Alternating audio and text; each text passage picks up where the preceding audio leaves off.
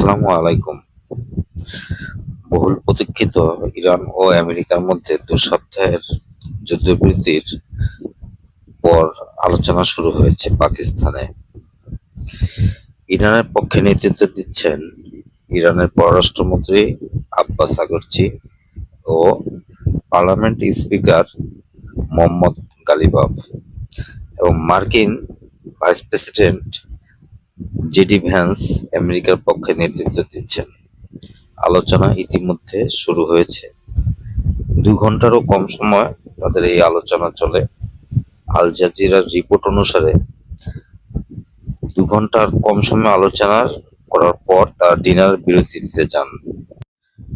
জানা যায়, লেবাননে ইসরায়েলি আক্রমণ, ইরানের যে সম্পদ ফ্রিজ করা হয়েছে কাতার এবং আমেরিকায় প্রায় $৬ বিলিয়ন, হরমুজ প্রণালী খোলা নিয়ে এছাড়াও আরো কয়েকটি বিষয়ে আলোচনার অগ্রগতি হয়েছে।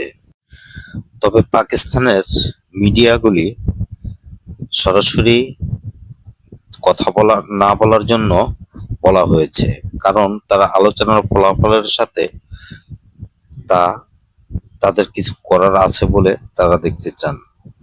তবে আজকেও লেবাননে হামলায় ৫ জন নিহত হয়েছে, যদিও তারা আক্রমণ বন্ধ করেছিল তাদের পূর্বশর্ত হিসেবে, যে আলোচনায় বসার পূর্বশর্ত হিসেবে। আলোচনাটি হচ্ছে পাকিস্তানের প্রধানমন্ত্রী শেহবাজ শরীফের কার্যালয়ে। ইতিপূর্বেই ইরানের পরমাণু প্রধান ইরান তার পরমাণু ত্যাগ করবে না বলে হুঁশিয়ারি দিয়েছেন। এছাড়াও আপনারা বিভিন্ন গণমাধ্যম সূত্রে জানতে পেরেছেন, ফার্স্ট লেডি মেলানিয়া ট্রাম্প সম্প্রতি কথা বলেছেন প্রেসে।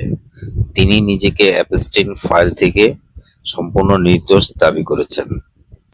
এই ছিল আজকের বিষয়। সবাই ভালো থাকার প্রত্যাশা করে বিদায় নিচ্ছি। আল্লাহ হাফেজ।